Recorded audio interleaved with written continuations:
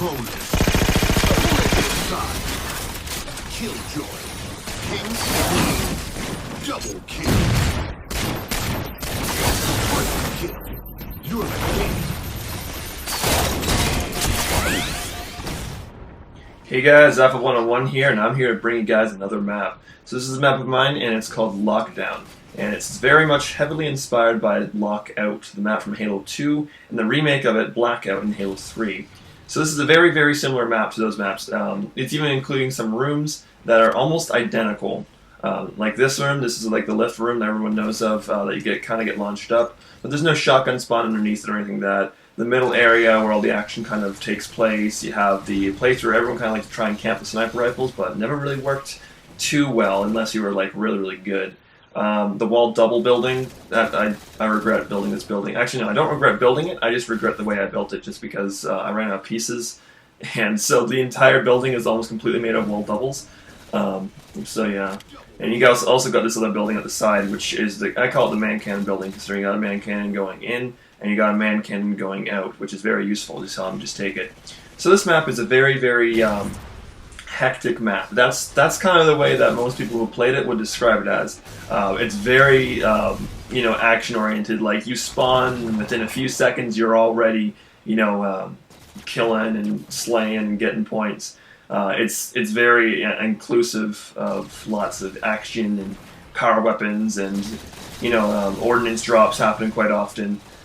So yeah, it's relatively small, and that's probably the reason why it's so hectic. I mean, this is probably the same size as it was in Halo 3 or Halo 2. The only difference is that now you have like instant spawn sprint, and so things are just Halo 4 in general. It's just a lot faster paced. You have instant respawn.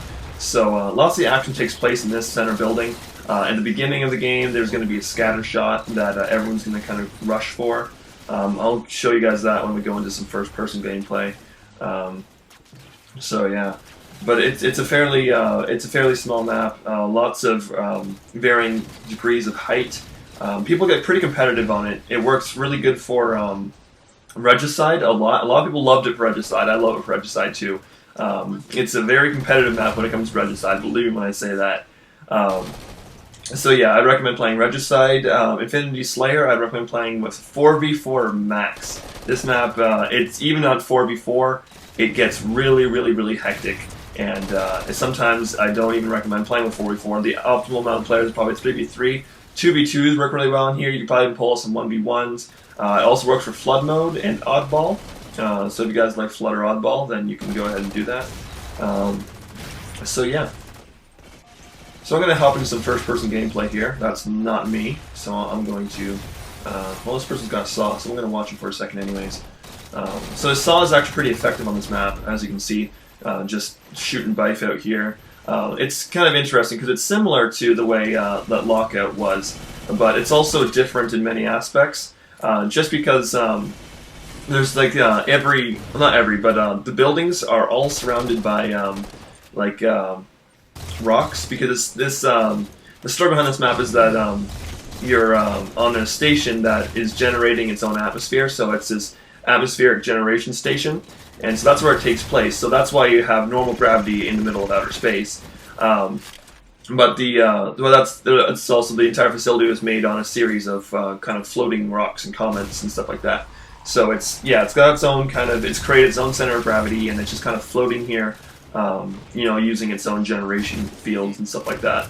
So yeah, you can also use those rocks to jump in between buildings really easily. You can really move around quite quickly on this map. Right now we're playing multi-team, and I'm on Gold Team. Gold Team's a virtual flawed team, if you guys didn't know. You guys might see me in in Halo Reach, if you guys don't like Gang Wars maps, stuff like that. Me and Metro are always on Gold Team, because whenever we're playing multi-team, Gold Team is a virtual flawed team. Red Team for me is the iFlawed team. Blue Team is Bife team. We all of our friends have our own teams, as much as you guys and your friends probably have your own teams. So I'm going to call in some ordnance. I'm going to get a railgun, but I'm pretty sure I'm not going to do too good with it. Got a simultaneous kill there. I wasn't too proud of that, actually. But, oh well, I can deal with it. So yeah, the railgun, I wouldn't really recommend having a railgun in this map. It's, if you're going to call an ordnance, as you can see here, it isn't exactly the greatest gun to use. Although I do get it later on in the game, and I actually do pretty good with it. But yeah, railgun is not the thing you want to go for. In terms of loadouts, I use my default objective loadout for. Although I'm not even playing objective, but I'm treating this as objective play anyways. I don't know why, but I'm using my loadout with suppressor and battle rifle, which is a very good combination. I've also got regen field and a pulse grenade. Pulse grenade is great for blocking off pathways, and you can also take down a big group of enemies. You can take down their shields and get some quick, double, triple kills, which is very useful. But as you can see, the suppressor is probably one of the most dominant primary weapons you can have on this map. The battle rifle is also pretty good, and as you can see, I just took down Zeb with the battle rifle. But I'd recommend having a suppressor, battle rifle. Carbine could also work pretty good on this, but keep in mind that there's lots of cover, and carbine is better on open maps because it has a higher, it requires more hits to kill. DMR, wouldn't recommend it, nor with a light rifle. The light rifle can be pulled off. Storm rifle could be effective, but I don't know, I don't like the storm rifle too much. I'm just not good with it. Assault rifle would be pretty amazing on this map as well. It'd probably be around equal terms with the suppressor, but I think the suppressor just has that fast fire rate, and I think it's just better in general for this kind of environment. So I'm just going through, find a railgun on the ground, pick it up, and I'm pretty gonna, yeah, I got killed there. I think I do find another railgun eventually in the game. Don't remember where I got it. But as you can see, some ordnance just dropped on the map, so I'm going to see if I can rush Sticky Detonator. Captain Antilles is in my way, beat him down, but I managed to get killed. Spawn next to the Sticky Detonator, but I'm not sure I'm going to get it. Oh yeah, I'm going to fix that.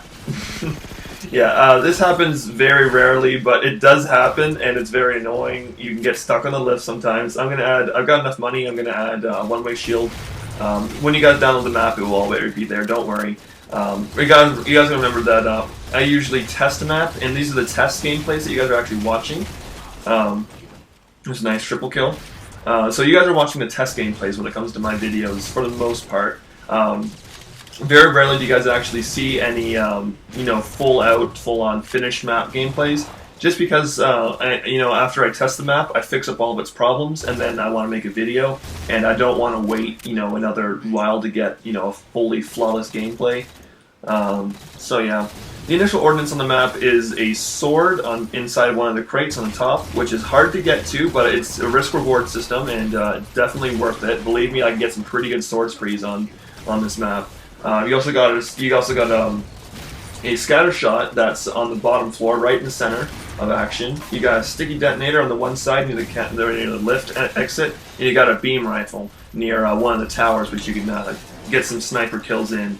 I might switch the beam rifle and the Sticky Detonator spawn just because beam rifle seems a little bit overpowered in this one spot, but I might keep it the way it is just because a little bit of overpowered is a bit of fun. I mean, I know that a whole bunch of people who are like gameplay, Hebla Blub are gonna murder me for saying that, but a little bit of overpower is a little bit of fun. So it's like the philosophy behind the binary rifle. That thing is OP beyond belief, but it's so fun to use. And got cornered there, and Sherlock got me. But I'm just gonna rush out my battle rifle and my suppressor combo. I actually really like this combination. I use this in multiplayer a lot for Oddball, Regicide, King of the Hill, Capture the Flag. I love Capture the Flag. I go defense on Capture the Flag all the time. See a guy behind me, but I was going for the ninja, but didn't exactly work in my favor there, sadly for me. I have gotten a couple cool ninjas. I don't know what's going on here. If you guys see that glitch, for some reason my bullets aren't registering. They're just getting shot in the air, and I don't know, it's just weird. So here's my little battle against Zerable, and he's got the, he just gets me at the last second. I start disintegrating. I'm like, no! I remember that moment. Yeah, it was pretty fun. This was actually a really fun gameplay that we got. So yeah, Regicide is a ton of fun on this. Believe me, guys, Regicide is a map you definitely want to play on this. Most people just love this map to death. I'd finish a game and everyone's just like, switch teams, we can play it again. And so it was a lot of fun. Most people liked it. Multi-team is pretty fun, although if you're going to do multi-team, I'd recommend doing 6 players and 3 teams, rather than having all of a whole bunch of people like this. As you can see, me and Vive got trapped in the middle here. We got people coming from all angles at us. We got no place we can run. Legend of Aurora, the Gravity Hammer, smacks us in the face. We got no clue what we're doing here, so we kind of got cornered and died, but we're going to win one more kill. Anyways, the Knife 101 with Virtual Flood. I hope you guys enjoyed this video. Download the map, and see you guys in another episode.